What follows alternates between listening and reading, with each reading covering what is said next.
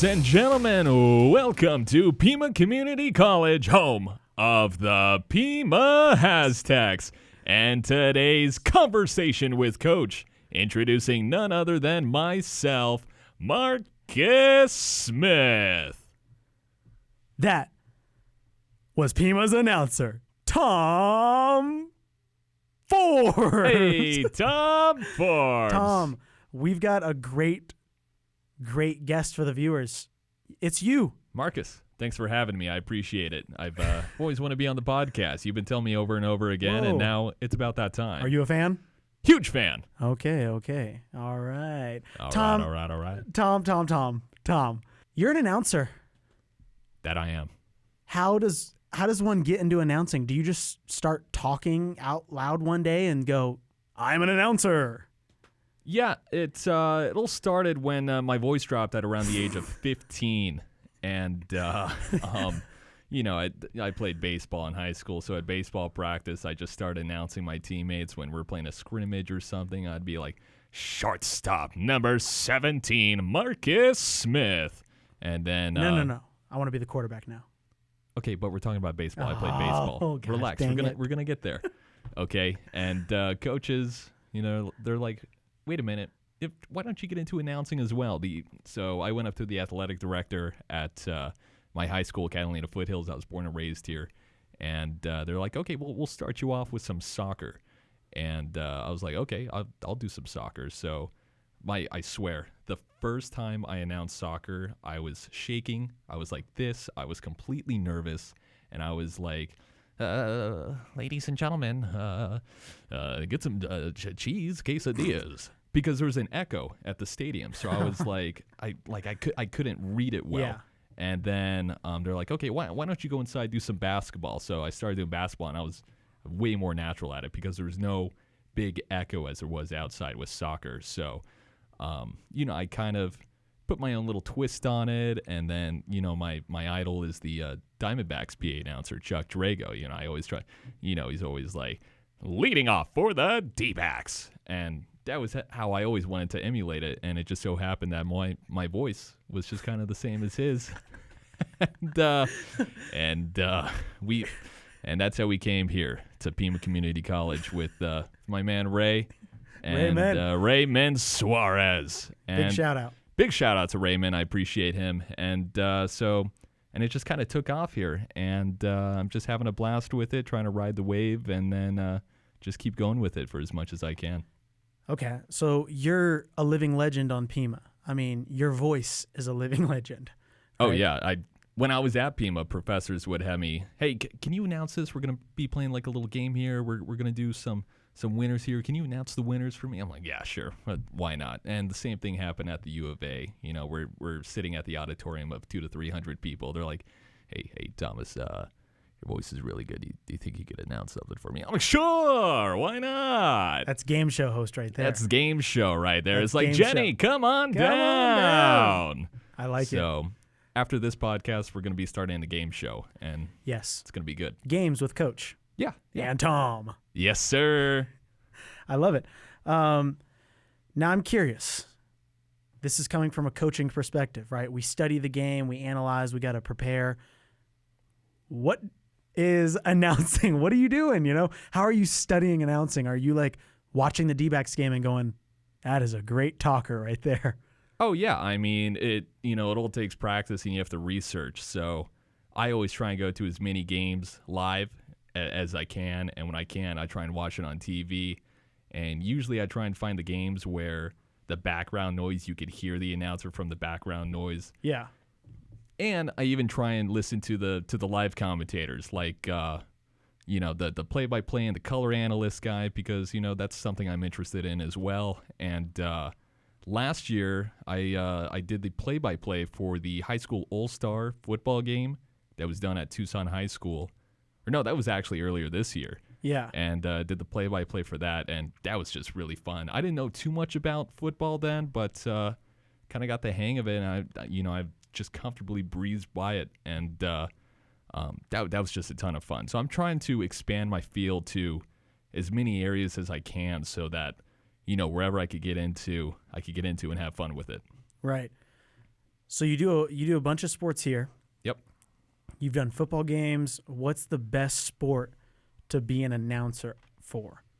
I'd say that's just kind of a personal opinion thing because my favorite sport to announce is baseball since I've been with baseball my whole life and, I've been a big fan of, watching baseball and, the PA announcer for the D-backs. He does baseball primarily, but he also does different sports like soccer for the University of Phoenix, and then he does like Olympic stuff, and he also announces like boxing and fighting, different, like a ring announcer, which is also, my dream job as well, the ring announcer, right? And but I'd say that baseball, it's just kind of, getting everybody pumped up with their walk-up song every time they come up to bat, and I just get super into it, whereas like the other team, I'm just so boring where I'm like, shortstop, number 5, Billy Hamilton. And then for our team, I'd be like, second baseman, number 17, Romeo Ballesteros. And everybody would cheer, go crazy. Woo! So Yeah. I'd say, in my personal opinion, I love doing baseball and softball. Okay. Is there one sport? Nuh-uh. Any sport like that? Not really. I mean, I love all of them. Volleyball, it's great because I'm always connected with it. Soccer is fantastic. Because I'm always announcing the goals and everything. It really isn't a sport. I mean, if chess was a sport, that probably wouldn't be it. Whoa. How would we announce that, though? Exactly. How would we do that? I mean, I guess you could announce the players as they come up to play chess. It's like, all right, now moving the rook, Marcus Smith. Okay, I like it. So, I don't know. It's It would almost be like, because golf, you would only announce their name in the very beginning. But after that, you don't really do anything. So I'm trying to think, if chess, if I moved the king or queen, would you announce that? probably not from a PA announcer perspective, but if you're a the color guy, that's probably what you would do. But I'd say that that chess is almost kind of like soccer, where I only announce like the starting lineup and then the national anthem, where I'm like, ladies and gentlemen, at this time, we'd ask that you please rise and please remove your hats. Whoa, Direct your attention to the flag as we honor the United States of America with our national anthem. Stuff like that, right? I almost stood up. I know. I almost stood up. Funny story. Last day of high school is in history class, and we were doing some presentations and stuff. I was all done with my presentation, and this was like at the very beginning of class. It's like 8:35 or something. Class started at 8:30, and everybody was quieting down, getting ready for the presentation, and my government teacher was like this super conservative guy, like God bless America, everything. He's got a ranch with cows and chicken and sheep and everything, like just super hardcore. I love America guy. And so I did everything. Class was completely quiet. And I was like, ladies and gentlemen, at this time, we'd ask that you please rise and please remove your hats. Direct your attention to the flag as we honor the United States of America with our national anthem. And I did that just kind of as a joke. And then the next thing I see, everybody else was just seated. And then the next thing I see, my government teacher stood right up, posture straight as an arrow. And he was like, when the announcer says rise for the national anthem, we better rise for that national anthem. And I was like, oh, he's serious about it. So I pulled out my phone. I had the national anthem ready on my phone. God bless that guy. God bless him. The national anthem ready on my phone. We're playing the national anthem. We all stood up. And then a kid came in late. So he opened the door and saw that we were all just, the music was playing. And so he was like, oh. So he stood in the doorway, put his hand over his heart, and then the door closed on him. And he was like, oh, got jerked forward a little bit, but still kept his hand on his heart until the end of the national anthem. That was hilarious. Yes. I died. And then, it's like what you've been telling me. I swear to God, every time after soccer, even before, even during soccer, you're like, hey, Tom, can you say this? Can you do this advertisement for me? Hey, Tom, can you say this? Literally, that's what my government teacher told every other teacher in the whole building. They're like, I got a kid in my class I could announce. Why don't you tell him what you want to say? Get him to say something now. That's exactly what they did. So teacher right next door, he was like, "Hey, Thomas, can you announce for Mr. Franklin for me?" It's like, "Sure. What do you want me to say?" He's like, "Why don't you say, like, welcome to Mr. Franklin's class, home of Mr. Franklin, and we're going to be learning some history today." So I go over there, a class of like 20 kids. "Ladies and gentlemen, welcome to Mr. Franklin's class, home of Mr. Franklin." And then go from there. Everybody dies. And I guess that's just, it's all about networking yourself, right? Absolutely. You know Networking. somebody. Who you know gets you in the next door. Exactly. And what's a better job than networking with your voice? Because that's kind of, it networks in itself. You know, as long as people hear it. Exactly. It's only a matter of time until you meet somebody that's, that's in the film industry or big in sports. Meet Joe Buck, et cetera, et cetera. Marcus Smith. Conversations with Coach Marcus Smith. This is huge. This is huge.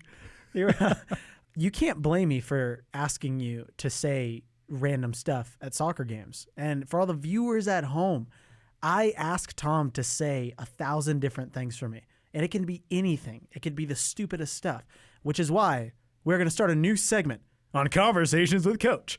Tom says stuff. Tom, right here I have a generic brand of licorice. Okay. And it's generic because we want to avoid copyright issues. Copyright issues. Right. Tom, I need you to advertise this generic licorice. Okay. You got to let me feel it.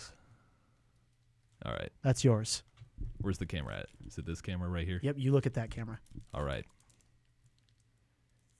Introducing the all-new short Swishers. Swishers is the only non-branded short because you can't choke on it. It's very short and very edible. Get yours today. I screwed it up right there. This is the first time in history you messed up. No, this is the part where I do like the little small text, the short tiny text. It's one. like only a participating locations restrictions apply. Right? Yeah. I'm still not good at that, but okay. You could sell it like this, where it's like the all new short Swisher Swizzlers. Get it now. Beautiful. What else do we have? Pima Community College, great college. We both work for Pima Community College. Yeah. Let's get a couple kids to come to Pima Community College right now. Ready? Okay. They're watching SpongeBob. Commercial break. To you. Go. Introducing Pima Community College, the best and only college in Tucson, Arizona. Is this a monopoly? I think so. But why would you go up to Phoenix? It's 2 hours away when you have Pima Community College. With over 3, possibly 4 campuses. I don't remember. I think there's downtown. 6. There's 6 campuses. I better not be wrong. You better not be wrong. You work here. Goodness gracious. Join PimaCommunityCollege.com. Visit PimaCommunityCollege.edu today and start your application. Pima Community College. We just did free advertisement for Pima. Right. We should be sponsored by Pima at this point. I think we are sponsored by Pima. Do we? Oh, this is an Aztec Tough Podcast. Good observation, Marcus. This was saying stuff with Tom. All right. I want you to know that in my notes, it literally says make Tom talk. I mean, you're doing your job, right? I'm telling stories. Do your job. That's it. You're giving me the initial question. I just kind of go on top of it and build on the question you're asking me. That's how we interview. That's right. So here's what I want to ask you. Out of all the years and kind of, the games you've been announcing for, has there ever been have you ever messed up really bad? Oh yeah. Yeah. I'll tell you one of the times, and it wasn't really even announcing. This was the worst time that I messed up, and this was the most embarrassing thing ever. This was a couple years ago. We were doing soccer at Pima, and it was actually done at Keno Sports Complex. We were playing at the side soccer field next to the stadium. And, everything was going fine. I did the rosters and everything, and then when it came to the national anthem part, I was playing the Star Spangled Banner. Literally in the middle of the Star Spangled Banner, I had my friend call me. Oh, no. Hundreds of people in the stands, mind you, and everybody went, "Oh," and you just hear, the ringtone, right? No. The music stops, you just hear the ringtone, and I'm like, like, at first I was completely pissed off. I was like, are you kidding me? This is absolutely ridiculous. And whose phone is this? You know, you gotta, exactly. who did this to us? I was like, Ray. That's Ray's phone. Turn off the phone. Yeah. And then I try to hang up on the phone, do whatever I could, and then the music stopped. And then I was like, well, I guess that's it. Play ball, ladies and gentlemen. And then I was like, I was just so embarrassed the rest of the time. I'm still getting red from it now. That was just the worst experience ever. But other kind of big mistakes, the only thing I kind of mistake on is just kind of saying, the wrong names. I announce the wrong names, but I mean, can you really, some of these names are like absolutely ridiculous. They're like a whole dissertation letter long, and it's like there's no way. And even when I asked the other coach for the pronunciation, they're like, I don't even know. I'm like, okay, well, not my problem. But just try it. Exactly. But it's also the away team, so who cares about the away team anyways? Away team, they're getting like you said, they're getting the now batting. Right. They're getting the bland treatment. They're getting, like, yeah. Right. They're like, but, I guess one of the rare times where I announce both teams very enthusiastically is when, like, our team, like Pima, isn't involved at all. Where we're doing like a tournament between like Yavapai and Arizona Western. I'm going to be excited for both teams because both teams are there. I also don't want neither of the team's parents to beat me up afterwards, right? That's a big issue. Yeah. Exactly. So I just want to keep the biasness at bay and just be as neutral as possible. But because I like to think that when a team loses, the parents go, that announcer's getting it. That's the first thing they think of. First thing. Your kid has a Bill Buckner play in the infield. Ball goes through their legs, and they go, that announcer needs to stop because he's going to catch these hands. Yeah, he said his name wrong, and now messed him up. Yeah, messed him up. So now the ball's going through his legs. It's the World Series. They lose the World Series. Do you think from a sports perspective, you have the power to throw off the entire game? As in, say I'm going up to bat right now, right? Bases are loaded, bottom of the ninth, game whatever of the College World Series. All right, and you mispronounce my name, or have a hiccup during your name. Or you have a hiccup during my name. Do you think that kid is like, what? Or say the wrong name. That I've done that before. I think that would in a crucial moment. Yeah, I think that would kind of mess up their timing a little bit. They're thinking about, all right, how am I going to get this timing down? But then at the same time, this guy's announcing my name. Get me pumped up and everything, and I'm ready to go, and then all of a sudden it's like trying to announce Marcus Smith, and it's like Billy Butner. It's like, wait a minute. That's not my name. It's not Marcus Smith. That's Billy Butner. Like, so I think that would mess up the timing a little bit. I feel bad for the kid too. I'd be like, oh, correction, it's actually Marcus Smith. Oh, that's worse. Kind of, yeah. Correction. Yeah, that's worse. It's the worst word I want to say. That's correction out loud, while I'm working. Yep. What you just said something in the mic, and we're completely going off script right now.